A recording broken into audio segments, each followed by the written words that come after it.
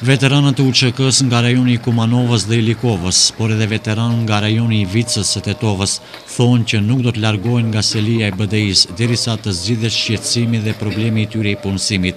Ata thonë që nuk janë të motivuar politikisht, por kërkojnë nga Ali Ahmeti, ashtu siç i ka udhëhequr në luftë, duhet t'i udhëheqë edhe në paqe. Janë të indinjuar nga refuzimi i pritjes nga ana e Ali Ahmetit, i cili pas aksidentit ka prolonguar takimet. Ne kemi ardhur me shpresë se ky problem të zgjidhet, është një kërkesë shumë e thjeshtë, shumë minimale, por më punësu, nuk ka prapavi politike, po ka ardhur koha që padrejësia të realizohet, të drejtohet pra njëherë për gjithmonë dhe mos lëm hapësira për manipulime dhe keq përdorime të kësaj situate. Tu kemi sot numrin më i madh të veteranëve dhe sigurisht do të shtohet edhe më tepër. Ne jemi vendosur këtu deri mbrëmje, deri mëngjes, deri në javë, derisa shnohet Ali Ahmeti kemi prit këtu. Veteranët e UÇK-s nga Vica e Tetovës solidarizohen me kërkesat e kolegëve të tyre nga Kumanova e Likova dhe thonë që do të mbështesin çdo iniciativë që është në interes të përbashkët.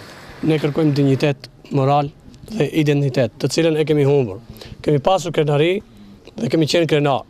Sot kemi krenar, jemi krenar dhe nuk kemi krenari. Kërkesat janë të përbashkëta. Ne kemi qenë një organizatë dhe vazhdojmë më thënë të jemi të tillë. Ne do t'ju ndihmojmë me kërkesat tona, gjithsesi edhe këtyre që janë këtu.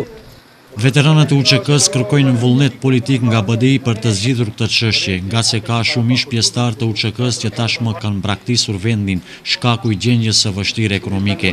Në mesin e tyre ishte edhe një pjesëtar i familjes martire Zymberi nga Slupçani i Kumanovës.